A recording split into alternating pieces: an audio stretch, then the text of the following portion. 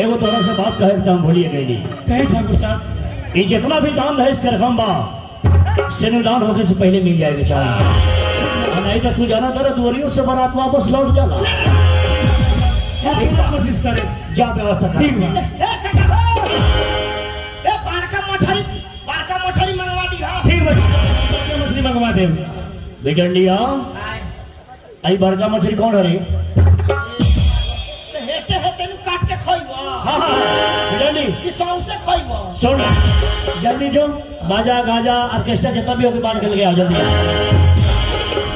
ओ बाजा वाला ओ बाजा वाला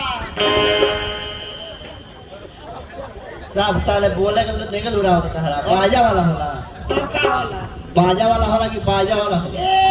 तारा बाजा में या बाजा वाला में अंतर बुझा ए भैया बाजा खाली बा हो कौन तारीख के परसों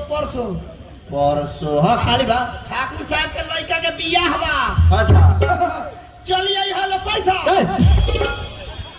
कोई आइटम बाजा रखले बड़ सरे ए साला 3 आइटम बाजा बा 60 तेरे बनहरा बिना पैसा रुपया का चला होला ये ना पहले 3 आइटम सुनाओ सन हमरा के तो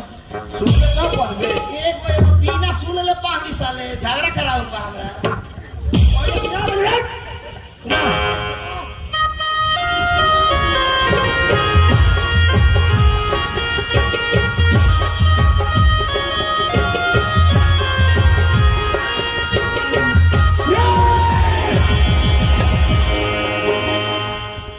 साला ठाकुर साहब के अर्थी निकाले के बा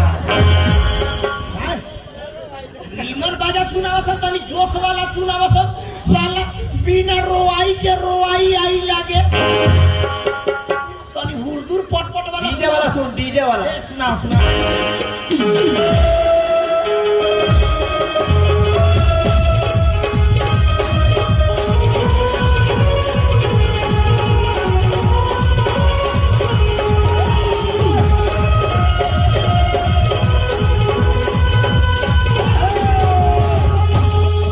डीजे केरई बेरई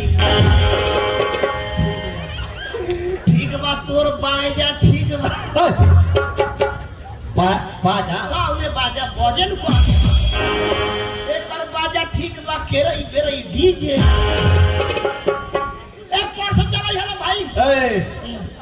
साला का साला को पैसा का देवना कोई ले चलो ले ए, पैसा का होई डायरेक्ट पे कर दे ना ना एडवांस दे हॉटी लगाई दे साटा में रे तो ये मेरा सारा जमाना पे पर आई बटे ते ना पे कर होई बे